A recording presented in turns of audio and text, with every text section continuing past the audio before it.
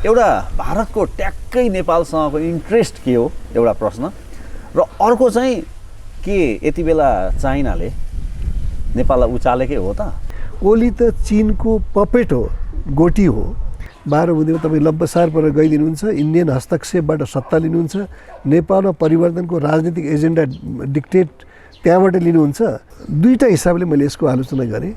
एउटा, प्रधानमन्त्रीले संसद नेपाल स्वतन्त्रै रहनुपर्छ, हामी भुटान र सिक्किम जस्तो प्रोटेक्टोरेट बन्न हुँदैन। अहिले राष्ट्र ब्याङ्कले राजाका तस्बिर भएका नोटहरू अब बाहिर बजारमा चलन चल्तीमा नल्याउने भन्ने खालका समाचारहरू आइरहेका छन्। यसले के झल्काउँछ?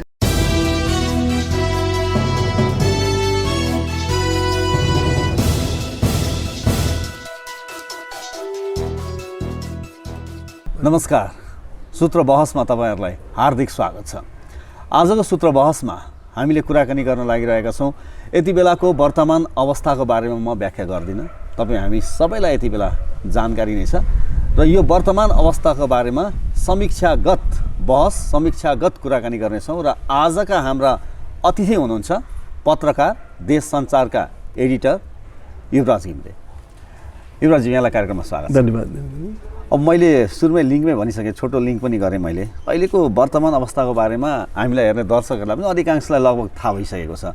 अहिले जुन सिचुएसन अगाडि, जुन खालको परिस्थिति अहिले अगाडि बढिरहेको छ, यो परिस्थितिलाई तपाईँले कसरी हेरिरहनु भएको छ? होइन, परिस्थिति भन्दाखेरि दुईवटा पक्ष छ। एउटा नेपालको राजनीतिको आन्तरिक पक्षको बारेमा पनि हो कि सायद मैले गेस गर्ने, प्रधानमन्त्री केपी ओलीको। अब अहिले अर्को मुलुकले, विश्वले सामना गरिरहेको कोभिड-19 र त्यसले निम्त्याएको लकडाउन अनि सबै त्योसँग जोडिएका समस्या, प्रोडक्टिभ एक्टिभिटिजहरू, सबै उत्पादनसँग जोडिएका कार्यक्रमहरू ठप्प हुनु र तेस्रो अब नेपालको एउटा सीमा विवाद पनि अहिले अलिकति भइरहेको छ। यो तीनटा विषयहरू छन् मैले देखेको। अब साँच्चै नै चिन्ता चाहिँ कोभिड-19 पछि यो कोभिड-19 को प्रभाव कहिलेसम्म रहने हो नेपालमा, त्यो कहाँसम्म पुग्छ त्यो परिस्थिति, त्यसपछिको अर्थतन्त्र, सामाजिक व्यवस्था र आम जनताले कसरी, उनीहरूको अस्तित्व कसरी सुनिश्चित होला भन्ने कुराहरू महत्त्वपूर्ण हुन् जस्तो लाग्छ मलाई सबभन्दा। तर अहिले त्यसैसँग जोडिएर कुरा गर्दाखेरि सबभन्दा ठुलो फेलियर अथवा उदासीनता मैले सरकारको कहाँनिर देखाएको छु भने, ठुलो सङ्ख्यामा नेपालीहरू विदेशमा छन्। उनीहरूलाई विदेशमा बस्ने सहज परिस्थिति छैन, सबै आउन खोजेका छैनन्। तसर्थ जो आउन खोजेका छन् तिनीहरूलाई कसरी सुरक्षित रूपमा उनीहरू आफ्नो मुलुकमा भित्रिने, त्यो कुरा चाहिँ प्राथमिकता हुनुपर्थ्यो। त्यसमा कुनै देखा परेको छैन। सङ्केत सरकारले के गर्छ, खालि हामीले के सुनेको छौँ भने 20,000 मान्छेहरू जसलाई कुवेत, साउदी अरेबिया जस्ता मुलुकहरूले फर्काउन उद्देश्य छन्, तिनीहरूलाई केही समय मागेर सरकारले बोलाएको छ। त्यस्ता व्यक्तिहरूको सङ्ख्या 20-25 हजार हुन्छ। तिनीहरूलाई ल्याउनेमा चाहिँ सरकार अलिकति सचेत देखिएको छ। अब यस सम्बन्धीमा जुन सेन्ट्रल क्राइसिस म्यानेजमेन्ट टिम भनेको छ सिसिएमसीले केही प्रतिवेदन र सुझाव प्रधानमन्त्रीलाई दिएको छ। प्रधानमन्त्रीले त्यसलाई अन्तिम रूप दिनुभएको छैन, संशोधन या कतैबाट। त्यसले गर्दाखेरि एउटा असन्तुष्टिको वातावरण त्यहाँ पनि छ। त्योभन्दा अर्को एउटा त माइग्रेन्ट लेबर्सहरू, सामान्य मजदुरहरू, हिजो काम गरिरहेका व्यक्तिहरू जसले दैनिक हिसाबले आफ्नो गुजारा गरिरहेका थिए, तिनीहरूको समस्या अहिले 4 जनाको मृत्यु भइसकेको अवस्था छ। हामीले कसरी त्यसलाई त्यहाँ रोक्न सक्छौँ अथवा एकदम न्यूनतम क्षतिबाट रोक्न सक्छौँ भने यी कुराहरू सबैको साझा जिम्मेवारीमा पनि चिन्ता सर्वत्र छ। तर कङ्क्रिट स्टेप चाहिँ हामीले सरकारबाट के आउँदैछ त्यो देख्न सकिरहेको छैन। कोरोनाको समस्या हो, तर मलाई लागेको सबभन्दा ठुलो समस्या अहिले त्योसँगै जो आर्थिक गतिविधि, उद्योग धन्दाहरू, रोजगारी, यो पर्यटन व्यवसाय, होटलहरू सबै ठप्प छन्। त्यसले यसले भोलि ल्याउने परिस्थिति चाहिँ भयावह हुन्छ र त्यसलाई हामीले कसरी व्यवस्थापन गर्ने, त्यसको योजनाहरू पनि चाहियो। तर यो सँगसँगै घिमिरेज्यू, अब यहाँलाई त झन् राम्रैसँग जानकारी छ। अहिले जसरी यो सीमाको कुराहरू आयो नि, जसरी नक्साहरू सार्वजनिक भएको छ अहिले, र अहिले चाहिँ हामीले अब 1,47,181 वर्ग किलोमिटर भनेर हामी पढ्दै पनि आइरहेको थियौँ र यो खालको नक्सा पनि देखाएको थिएनौँ। अब अहिले अलिकता त्यो चुचो निक्लेको नक्सा पनि आएको छ। अब यसले गर्दाखेरि चाहिँ अहिले भारत र नेपालको बिचको सम्बन्धलाई र यो भूमिको विषयलाई लिएर अहिले धेरै खालका समीक्षा, टीका टिप्पणी अहिले सामाजिक सञ्जाल, सञ्चार माध्यम, भारतीय सञ्चार माध्यम, नेपालका सञ्चार माध्यम छरपष्ट कुराहरू आइरहेका छन्। यसलाई तपाईँले कसरी हेर्नु भएको छ? हेर्नुहोस्, एउटा दुईटा सिमाना जोडिएका छिमेकी मुलुकहरू, जमिन जोडिएका होइन, तपाईँ नदीको विषयमा आएको छ, तर भूगोल जोडिएका छिमेकीहरूको बिचमा सीमा विवाद अस्वाभाविक होइन।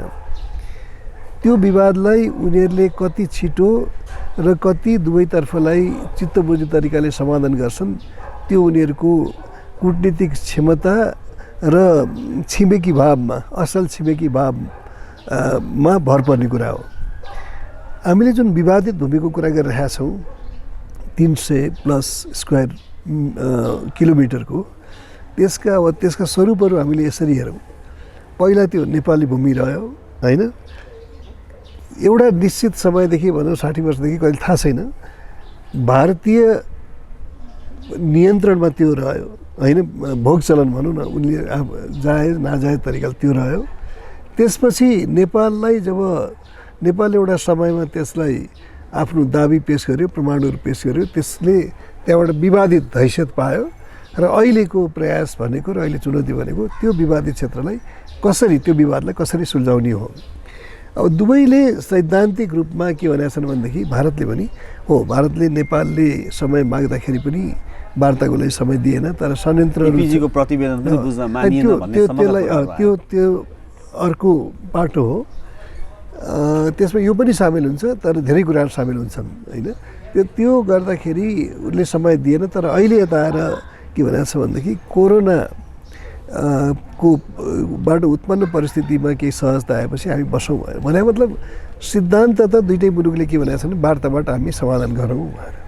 त्यसो भएर अब यो वार्ताको डेट तय नहुँदा वार्तामा हामी बस्दाखेरि हुनसक्छ दुवै पक्षले एउटा चरणबद्ध रूपमा र एउटा समय सीमा तोकेर यो सम्म यति सिटिङ गरौँ अथवा जति हुन्छ, तर एउटा निश्चित समयभित्र हामी यसलाई टुङ्ग्यौँ भन्ने मान्यताका साथ अगाडि बढ्नु सबभन्दा राम्रो विकल्प जस्तो मलाई लाग्छ। र अहिले हुनुपर्ने र टेबलबाट नै समाधान खोज्नु पक्का पनि यसको विकल्प छैन। र अहिले जुन आइरहेको छ नि अन्तर्राष्ट्रियकरण गर्ने, अन्तर्राष्ट्रिय अदालत जाने भन्ने यो सबै कुराहरू भनेको चाहिँ पहिला टेबल टक। हजुर, मलाई लाग्दैन अन्तर्राष्ट्रिय उसमा गएर सीमाको त्यति सहज समाधान हुन्छ जुन वार्ताबाट सम्भव छ। वार्ताभन्दा उपयुक्त विकल्प, वार्ताको कुनै विकल्प छैन होइन। विकल्प तपाईँले जे पनि त्यहाँ गएर ढुङ्गा हान्ने पनि विकल्प हो, तर तपाईँले के विकल्प रोज्नुहुन्छ भन्ने कुरा हो नि त होइन।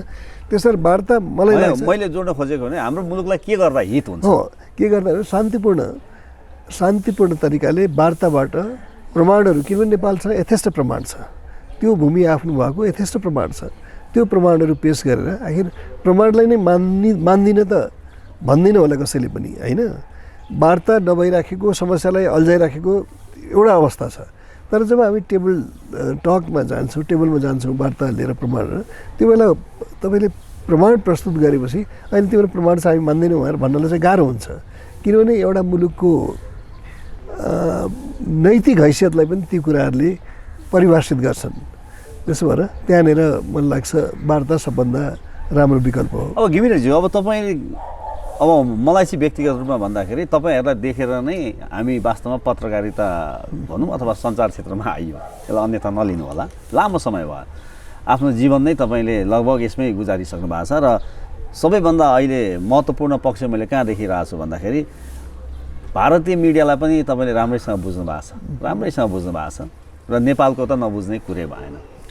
अहिले जुन सञ्चार माध्यमहरूमा जुन किसिमले समाचारहरू प्ले भइरहेका छन् नि भारतीय सञ्चार माध्यम अथवा नेपालमा, त्यो कुन तरिकाले, अथवा यो स्वाभाविकै हो अथवा त्यहाँ केही करेक्सन गर्नुपर्ने ठाउँहरू छन्, अथवा यसलाई चाहिँ तपाईँले कसरी हेर्नु भएको छ? तपाईँले जुन प्रश्न मलाई सोध्नु भएको छ, मैले बुझेको त्यसको आशय के हो भने 2-3 टेलिभिजनहरूले उग्र रूपमा नेपालमा कति सेना छ, इन्डियामा कति सेना छ, यो हाम्रो भूमि हो अथवा यो भारतको उसमा छ, नियन्त्रणमा छ र चाइनाले पनि मानिसकेका छ, तिमीहरूसँग अर्को विकल्प छैन भन्ने एउटा एडिटोरियल मैले पढेको छु त्यहाँको डेलीको। त्यो बाहेक तर त्यसलाई मलाई यो प्रश्नको जवाब दिँदाखेरि मैले पटक पटक भन्ने गरिरहेको छु, अलिकति गाह्रो हुन्छ मलाई एउटा। अर्को, म अझै पनि मैले भारतीय सञ्चार माध्यमबाट नै आफ्नो करियर सुरु गरेको हो र मैले जे सर्टन रेकग्निसन जति पाएँ अथवा जे सिपहरू पाएँ होला, त्यो अवसरहरू पाएँ होला, त्यहाँबाट पाएँ। र कति वर्ष काम गर्नुभएको? मैले भारतमा 15 वर्ष काम गरेँ, 12 वर्षमा दिल्लीमा थिएँ। 15 वर्ष काम गर्नुभयो। तर त्यसपछि के भयो भनेदेखि र मैले यहाँ नेपालमा पनि मलाई भनौँ न कान्तिपुर अथवा काठमाडौँ पोस्टले जब अफर गर्दाखेरि मैले त्यही कमाएको हैसियतलाई देखेर नै बोलाएको होला। त्यही हैसियत नेचुरली स्वाभाविक रूपमा अनुमान गर्न सकिन्छ। होइन, किनभने मैले चिनेको मान्छेहरू थिएनन्, केही थिएन, म त्यहाँ काम गर्थेँ भन्ने उनीहरू थाहा होला, त्यसले बोलायो होला। र मैले खालि के भनेको भनेदेखि मैले जुन हैसियत त्यहाँ पाएँ र मैले जुन सम्मान पनि त्यो अर्थात् त्यो पेसासँग जोडिएको सम्मान पाएँ, म त्यसको लागि चाहिँ अब आभारी पनि छु। तर के भनेदेखि हामी दुई तिनवटा सञ्चार माध्यमले गरेका एउटा भनौँ न असन्तुलित प्रस्तुतिलाई लिएर त्यसलाई भारतीय सञ्चार माध्यमको क्यारेक्टर भन्न मिल्दैन एउटा। अर्को, यो सँगै मैले जस्तो तपाईँले, म अहिले पनि इन्डियन एक्सप्रेससँग आबद्ध छु। इन्डियन एक्सप्रेसमा यहाँबाट गएका रिपोर्टर छु, म रिपोर्टिङहरू गर्छु, मैले स्तम्भ लेखिरहेको छैन अहिले। अनि त्यहाँ पठाएको रिपोर्टहरू तपाईँले पढ्नुभयो भने अथवा त्यसकै एडिटोरियल नै पढ्नुभयो भने, जुन त्यहाँबाट गर्छन् साथीहरूले, अथवा हिन्दूकै एडिटोरियल पढ्नुभयो भनेदेखि, र हिन्दूमा नेपालीहरूको पनि ओपिनियनहरू आइरहेको छ, त्यहाँका अनलाइनहरूमा स्क्रलहरूमा आछ, प्रिन्टमा आछ, नेपाली भर्सन पनि आएको छ। त्यसो भएर भारतीय सञ्चार माध्यमलाई हामीले स्विपिङ रूपमा भन्दाखेरि उनीहरूप्रति अन्याय हुन्छ, उनीहरूले देखाएको प्रोफेसनलिजमप्रति अन्याय हुन्छ। फेरि खालि म के भन्न सक्छु यसमा भने, जुन 2-3वटा सञ्चार माध्यमलाई हामीले प्रतिनिधि माध्यमका रूपमा, भारतीय माध्यमका रूपमा स्वीकार गरेका छौँ, त्यसले गर्दाखेरि हामी पनि एउटा फेयर कन्क्लुजनमा पुग्न सक्दैनौँ। भनेपछि त्यहाँ त्यसरी हामीले तत्कालै मूल्याङ्कन गर्न गाह्रै हुन्छ, एकदम गाह्रो। अब जस्तो घिमिरेजी, अब यहाँ पनि जस्तो आफैले पनि यहाँले भन्नुभयो, कान्तिपुर द काठमाडौँ पोस्ट एउटा बिग हाउस हो नि त होइन, त्यहाँको एउटा लिडिङ पोस्टमा नै रहेर काम गर्नुभयो र अब भारतको अहिले पनि कहीँ कतै आबद्ध हुनुहुन्छ यहाँ। भनेपछि के छ, अलिकति केही फरक छ नेपाल र भारतको त्यो सञ्चार माध्यममा? मतलब त्यहाँ प्रस्तुतिका शैलीहरू, अलिकति विषयवस्तु उठान गर्ने कुराहरू, केही फरकहरू लाग्छ यहाँलाई? यस्तो हुन्छ, हेर्नुहोस्, अब राष्ट्रिय सुरक्षा र राष्ट्रिय स्वार्थका बारेमा जुन कन्ट्री पोजिसन हुन्छ, बाइ एन्ड लार्ज त्यहाँका सम्पादकहरू, त्यहाँका पत्रकारहरू पनि ती मुलुकका नागरिक भएको भएर उनीहरूको त्यताप्रतिको झुकाव रहन्छ होइन एउटा। तर प्रमाणलाई टोटल्ली इग्नोर गरेर कुनै पनि पत्रकारले र कुनै पनि सञ्चार माध्यमले त्यो विषयलाई प्रस्तुत गर्छ जस्तो मलाई लाग्दैन। एउटा प्रमाण त चाहियो होइन, प्रमाण त एउटै हुन्छ होइन एउटा। तर यसमा जोडिएको कुरा के हुन्छ, जस्तो मैले प्रधानमन्त्रीले यो संवेदनशील विषयमा एउटा उहाँलाई सबै पार्टीहरूको सपोर्ट छ, तपाईँले अगाडि बढाउनुहोस् डायलगको प्रोसेसलाई र एउटा सल्युसन पुग्नुहोस् भनेर उहाँलाई म्यान्डेट दिएको छ, जुन रेयर हुन्छ। सबै पार्टीहरूले, प्रतिपक्षीहरूले पनि साथ दिएको अवस्था छ नि। तर त्यो परिस्थितिमा प्रधानमन्त्रीका केही अभिव्यक्तिहरूलाई मैले आलोचना गरेको छु। जस्तो एक दुईवटा भनिदिनु। जस्तो उहाँले अस्ति 2-3टा कुराहरू गर्नुभयो नि त। एउटा त्यो भइसकेपछि कोही रिसाओस्, कोही खुसा होस् होइन, कोही खुसी होस्, हामीलाई त्यसको चिन्ता छैन, हामी लिएरै छोड्छौँ एउटा। अर्को डायलगको गर्नुभयो होइन, डायलगको प्रस्ताव पनि उहाँले राख्नुभयो। तर त्योसँगै कोरोना भाइरसको कमेन्टहरू गर्नुभयो। त्यसपछि कोरोना भाइरससँग चीनबाट आएको भाइरस अलि सफ्ट छ, भारतबाट आएको अलि कडा छ भन्ने खालको। त्योभन्दा नि महत्त्वपूर्ण कुरा के भने, उहाँले नेसनल जुन इम्ब्लेम छ, त्यहाँको जुन राष्ट्रिय प्रतीक, राष्ट्रियताको प्रतीक चिन्ह मानिन्छ, त्यो चिन्ह निशान छाप, त्यसबारे प्रतिकूल टिप्पणी गर्नुभयो। दुईटा हिसाबले मैले यसको आलोचना गरेँ। एउटा, प्रधानमन्त्रीले संसद जुन डेमोक्रेटिक प्रक्रियामा जनताद्वारा निर्वाचित सर्वोच्च प्रतिनिधि थल हो, त्यहाँ बोल्दाखेरि तपाईँले संयम अपनाउनु पर्ने हुन्छ, तपाईँ रेस्पेक्टफुल पनि हुनुपर्छ र तपाईँले त्यस्तो व्यवहार प्रदर्शन गर्नु हुँदैन जुन अर्काले तपाईँप्रति नगरोस् भन्ने चाहनुहुन्छ एउटा त्यहाँ। अर्को, ज्ञान र तथ्यभन्दा बाहिर गएर बोल्नु भएन, किनभने कोरोनाको जुन टाइपहरू छन् त्यसको बारे सायद उहाँ अध्ययनशील हुनुहुन्छ, तर उहाँलाई त्यति जानकारी भइसकेको छैन कहाँको भाइरस जोखिमपूर्ण हुन्छन् बढी, कहाँको कम जोखिमपूर्ण हुन्छन्। तेस्रो, हामी वार्ताको कुरा गर्छौँ र वार्ताको उद्देश्य नेपालको भूमि अतिक्रमित छ र त्यसलाई फिर्ता ल्याउनु हो भने नेपाल पीडित पक्ष हो। त्यसरी पीडित पक्षको अझ बढी जिम्मेवारी कहाँ हुनुपर्छ, सावधानी कहाँ हुनुपर्छ भने सकेसम्म वार्ता छिटो होस्, वार्तालाई बिथोल्ने खालका अभिव्यक्तिहरू अथवा वार्ता बिथोलिने खालको वातावरण वार्ताको वातावरण हो। त्यसो भएर ती कुराहरू चाहिँ मैले र फेरि मैले यो विषय मात्रै होइन, 62-63 जब संसद प्रतिनिधि सभा पुनर्स्थापित भयो त्यो बेलादेखि नै संसदमा डिसेन्सी, डिकोरम, ड्यू प्रोसेस, राम्रा उदाहरणहरू विषयमा कहाँ छन् ती कुराहरू चाहिँ त्योबाट मर्यादित तरिकाले संसदको सञ्चालन हुनुपर्छ, सरकारका गतिविधिहरू सञ्चालन हुनुपर्छ, पार्टीको प्रस्तुति हुनुपर्छ भन्ने मान्यता राख्दै आएको भएर मलाई यो कुरा भन्नलाई केही पनि गाह्रो भएन। र अर्को एउटा कुरा पनि छ, मैले यो भन्नै पर्ने हुन्छ, सार्वभौम सत्ता कुनै पनि मुलुक रहनको लागि एउटा निश्चित भूखण्ड रहनुपर्छ, त्यसलाई अन्तर्राष्ट्रिय जगतले मान्यता दिएको हुनुपर्छ र त्यो भूमिसँगै त्यो भूमिको हैसियत र त्यो भूमिको पहिचान, त्यहाँका व्यक्तिहरू को त्यो भूमिसँगको सम्पर्क, त्यो भूमिले दिने पहिचान, त्यो भूमिप्रतिको उनीहरूको वफादारी, यी कुराहरूले निर्धारित मुलुक बन्छ। त्यसो भएर यो सबै त्यसैले आन्तरिक राजनीतिहरू बाहिरबाट हस्तक्षेप हुनु हुँदैन भन्ने हाम्रो मान्यता त्यो सार्वभौम सत्ताको हो। भूमिको अतिक्रमण हुनु भएन र ती मामिलामा बाहिरी हस्तक्षेप हुनु भएन भन्ने।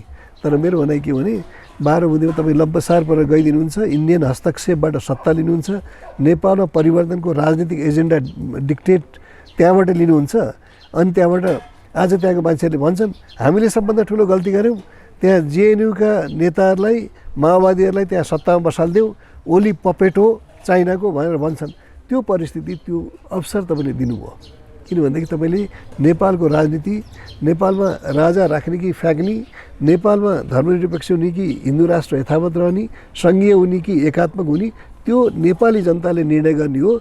इन्डियाले अथवा इन्डियाले आफ्नो बुई चढाएर ल्याएका युरोपेली सङ्घले र अमेरिकाले गर्ने होइन भनेर तपाईँले त्यो बेला अडान लिन सक्नुभएको भए त्यो 12 बुँदे नेपाली मन, नेपाली माटोमा नेपाली नेताहरूले गरेको भएदेखि आज हामीलाई डर लाग्ने थिएन यी नेताहरू बिग्छन् कि भोलि गएर छ नि त। त्यस्ता हाम्रा इतिहासहरू पनि छन् होइन, इतिहासमा हाम्रा प्रतिनिधिहरूले भारत सरकारले लेखेर दिएका छन् हाम्रो नेताहरूले, तिमीहरूको क्रिटिकल इन्ट्रेस्टमा हामी बाधा पुर्याउँदैनौँ भनेपछि त्यो ल यो क्रिटिकल इन्ट्रेस्ट हो, तिमीहरू चुप्लाएर बस्दै भने के भन्यो भने के हुन्छ, यी एभर डरहरू मेरो मनमा छन्। नेताहरूले के गर्छन्, के लेखेर दिन्छन् र के बोल्छन् भन्ने कुरा सधैँ अर्थ राख्छ। अब घिमिरेज्यू, अधिकांशले धेरै खालका कुराहरू जोड्छन्, जस्तो तपाईँलाई यो बारेमा पनि जानकारी हुन्छ नै भन्ने मलाई चाहिँ विश्वास छ। अहिले जस्तो अघि यहाँले पपेटको कुराहरू पनि गर्नुभयो र कसैको पनि प्रभावको कुरा पनि गर्नुभयो, यति बेला दुईवटा कुरा आएको छ।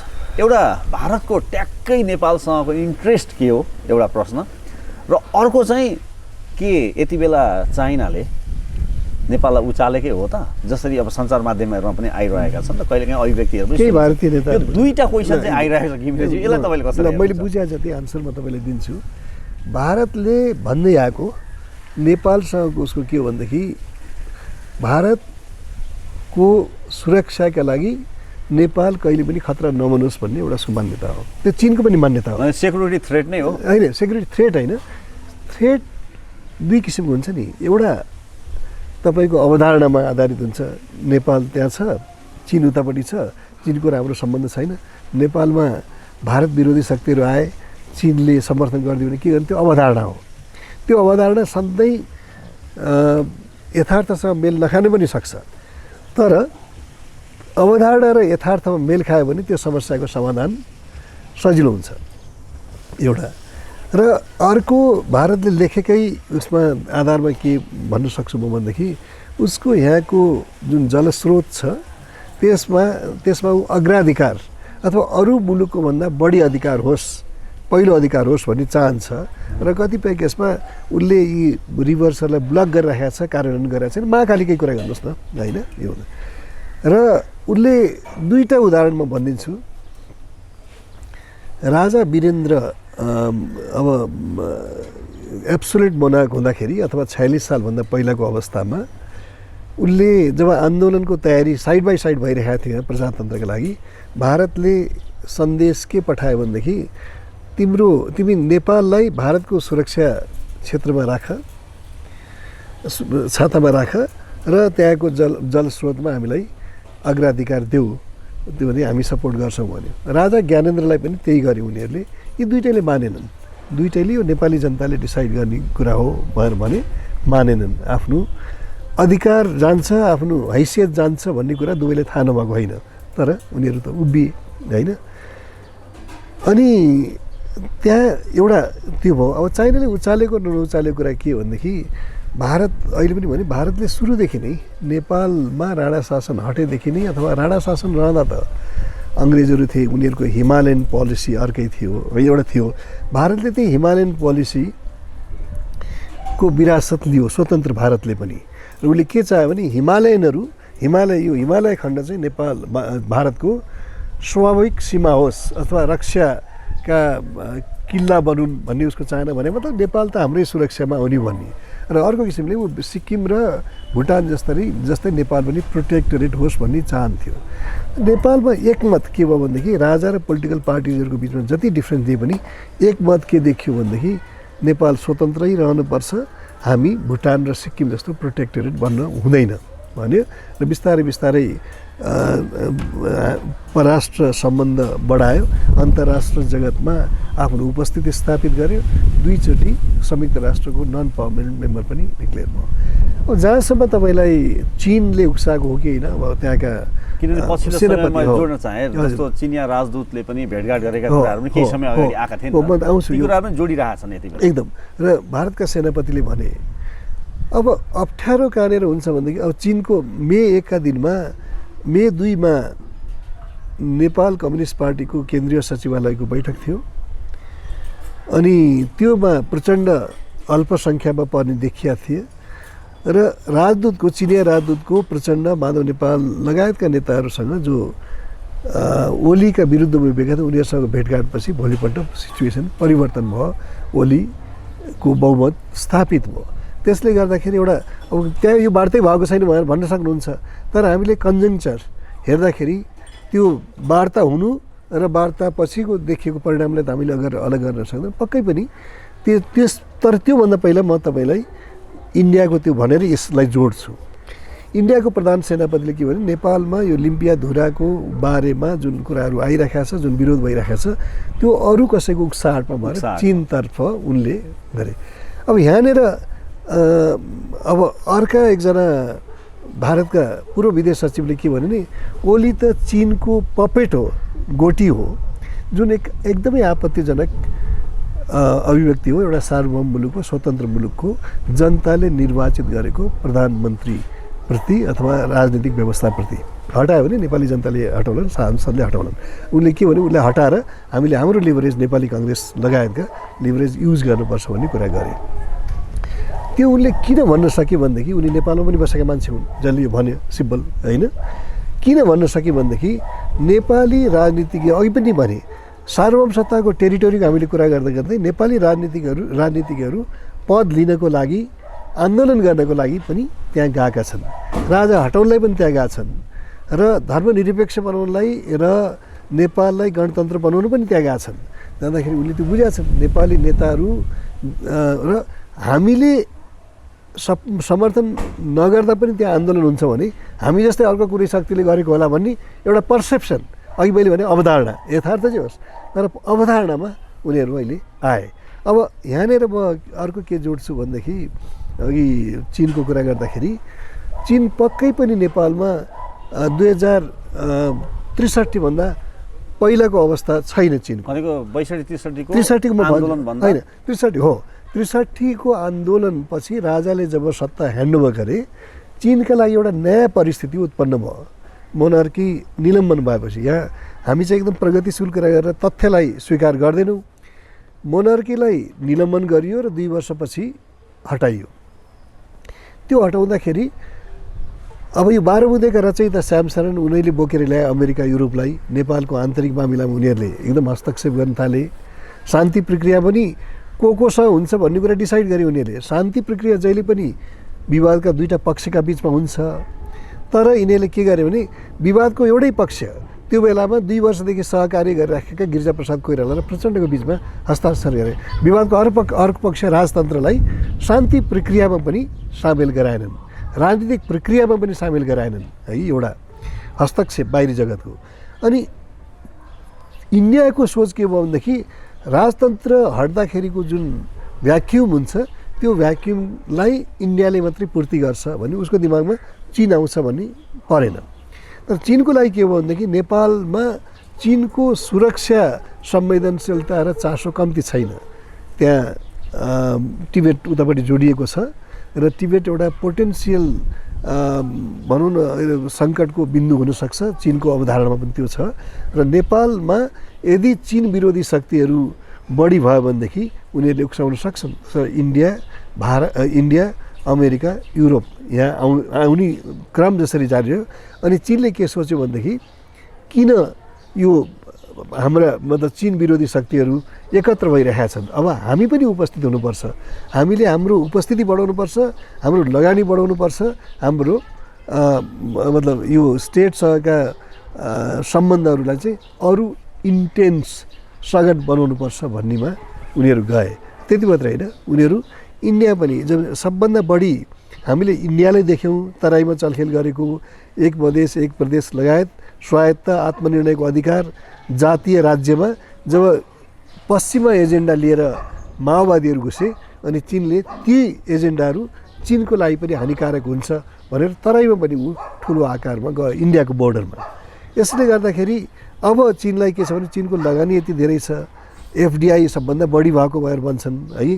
अस्ति सी जिनपिङ आउँदाखेरि नेपालमा उनले trade and investment, tourism, energy र भुइँचालो पछिको पुनर्निर्माण यी एरियाहरूमा हामी इन्ट्रेस्टेड छौँ भनेर भनेपछि स्वाभाविक रूपमा उसको उपस्थिति अझ बढ्छ र अझ चिनको कम्युनिस्ट पार्टी र नेपाल कम्युनिस्ट पार्टी उपस्थिति बढेको चाहिँ हो, बढ्यो। उपस्थिति बढेपछि जे भए पनि उपस्थिति बढ्यो, उपस्थितिसँग उसको इन्ट्रेस्ट पनि बढ्यो, उसको स्वार्थ बढ्यो। त्यो स्वार्थलाई डगमगाउन नदिनुको लागि के गर्नु पर्ने, आफ्ना प्रतिस्पर्धीहरूलाई निगेट गर्नु पर्यो र नेपालमा भएको सत्तासँग राम्रो सम्बन्ध ल्याउनु पर्यो। त्यसबाट सत्ता बचाउनलाई ऊ लाग्यो भने मलाई आश्चर्य भने। तर मलाई आश्चर्य कहाँ लागेको छ भने आफ्नो एकल के भन्ने यसलाई प्रभाव क्षेत्र नेपाललाई आफ्नो एकल प्रभाव क्षेत्र मान्दै आएको भारतले यो कुरा किन बुझ्न सकेन, त्यहाँका कूटनीतिज्ञहरू त्यसको समझदारी कति रहेछ मलाई आश्चर्य चाहिँ त्यसको छ। घिमिरेजी जस्तो यहाँले अब चिनको र भारतको परिस्थिति यहाँ जोड्नुभयो। अहिले मिलेनियम च्यालेन्ज कर्पोरेसन एकातिर, बेल्ट एन्ड रोड अर्कोतिर चाइनाको, भारतको यस्तो र युरोपियनहरूको पनि इन्ट्रेस्ट कहीँ कतै धर्म रिलिजनसँग पनि जोडिएर स्पष्ट उनीहरूले चाहिँ धर्म। यो बताइदिनुहोस्, अहिले यो समग्रमा सबैको इन्ट्रेस्ट यहाँ जोडिँदै गर्दा हाम्रो कूटनीतिक त्यो बौद्धिकता हुन्छ नि अथवा चातुर्यता त्यसमा ह्रास हुँदै गएको अथवा हामी अप्ठ्यारो अवस्थामा फस्दै गएका हो। हाम्रो कूटनीतिक चातुर्यता त पहिला त स्थापित भएको छ नि त। ओलीले पनि 250 वर्ष त्यसको श्रेय कसैलाई नदिए पनि, त्यो बेलाका शासकहरूलाई नदिए पनि ओलीले अस्ति भन्दाखेरि त 250 वर्षसम्मको हाम्रो स्वतन्त्रता अक्षिण्ण रहेको छ, हामी कसैको दास बनेका छौँ भन्नुभयो नि, किन रहेको रहेछ त? त्यो कूटनीतिक चातुर्यताले रहेछ होइन, भएको त रहेछ नि। त्यो त अहिले के ह्रास हुँदै गएको हो त? पक्कै हो नि। जब तर ह्रास पनि भएको हो, चातुर्यता हामी अप्ठ्यारोमा पर्दै गएका हौँ होइन, पर्दै गएका छौँ। चातुर्यता ह्रास पनि भएको हो। त्यो सँगसँगै हाम्रो राष्ट्रप्रतिको वफादारी र राष्ट्रप्रतिको जुन इमान्दारी त्यसमा पनि हाम्रा निजी र हाम्रा जुन दलीय स्वार्थले प्रधानता पाउँदाखेरि त्यसमा ह्रास आयो। त्यो पनि ह्रास हो। त्यसले गर्दाखेरि हामीले उनीहरूसँग समान हैसियतमा डिल गर्न सकेको अवस्था हो। हामीले चाहिँ त्यसैले तिमीहरू नआऊ, हामी कस्तो राजनीति यहाँ हुनुपर्छ, के एजेन्डाहरू नेपालले अपनाउनुपर्छ हामी आफै डिसाइड गर्छौँ भनेर भन्न नसक्नु हाम्रो कमजोरी हो। त्यो नै हाम्रो विक पोइन्ट हो। अब अरू प्रसङ्ग जोड्यो, यो अहिले पछिल्लो प्रसङ्ग आएको छ। अहिले राष्ट्र ब्याङ्कले राजाका तस्बिर भएका नोटहरू अब बाहिर बजारमा चलन चल्तीमा नल्याउने भन्ने खालका समाचारहरू आइरहेका छन्, यसले के झल्काउँछ घिमिरेजी? यसले हीन भावना, हाम्रा क्रान्तिकारी नेताहरूको हीन भावना झल्काउँछ। आज मात्रै होइन, अस्ति पनि ओलीले एउटा कुरा भन्नुभयो नि, आफूलाई सहज पारेको बेला त्यो व्याख्या अहिले कसैले भनिदिएको छ उहाँलाई। त्यो के भनेदेखि एउटा राज्यको होइन, यो इन्कर्पोरेटेड भन्छ कि एउटा राज्यको अविच्छिन्नताको सिद्धान्त भन्छ। सरकार जो भए पनि नेपाल एज ए राज्य हिजो कसैसँग गरेको प्रतिबद्धतालाई उसले मान्नुपर्ने हुन्छ। त्यस भएर हामीले अरू देशमा भएको सन्धि सम्झौताहरूलाई मान्छौँ भनेर भनिन्छ कि त्यो उसमा गर्दाखेरि। परिवर्तन बित्तिकै तपाईँले के गर्नुभयो, पहिलाका तकमा मान पदवीहरू हाम्रा राष्ट्र सेवकहरूले पाएकोलाई त्यसलाई अमान्य गर्नुभयो तपाईँले। अनि तपाईँले चाहिँ अनि त्यसपछि लगातार पुरानो सरकारका अब उहाँलाई अहिले के छ भनेदेखि यो इन्डियाले अलिकति हेप्यो र उहाँलाई के लागेको छ भनेदेखि इन्डियाको एउटा सेक्सन नेपालमा हामीले हस्तक्षेप गरेर राजतन्त्र फ्याँकेकोमा अलिकति त्यसलाई रिभ्यू गर्नुपर्छ कि भन्ने मान्यता चित्त बुझाएका छन् एउटा त्यो त्यहाँ आइरहेको छ। त्यो कुरा त्यो एउटा सरकारको त मलाई थाहा छैन, तर बौद्धिक समूहमा नीति निर्धारक तहमा आइरहेको छ। अब ओली चाहिँ के छ भनेदेखि तिनीहरूलाई ठिक गर्नुपर्छ, त्यसमा राजालाई म ठिक गर्छु त्यो उसले समीक्षा गर्छ, तर उहाँको त्यसलाई एप्रोच गर्ने तरिका त्यो एउटा सानो चित्त हो। सरकारको इतिहासलाई मेटेर इतिहासलाई चाहिँ राष्ट्र ब्याङ्कको त्यो एउटा ट्रेजरीमा तपाईँले कैद गर्न सक्नुहुन्न भनेपछि यो यसको केही माने छैन, केही अर्थ छैन। यसले कुनै एकदमै भयानक के गर्ने एकदम यो कुनै क्रान्तिकारी कदम होइन, यो चाहिँ हीनता बोधयुक्त राजनीतिक डिसिजन हो। हस् त घिमिरेजी, यहाँले सूत्र बहसमा हामीलाई समय दिनुभयो, हामीसँग कुराकानी गरिदिनु, यहाँलाई धेरै धेरै धन्यवाद। धन्यवाद। नमस्कार।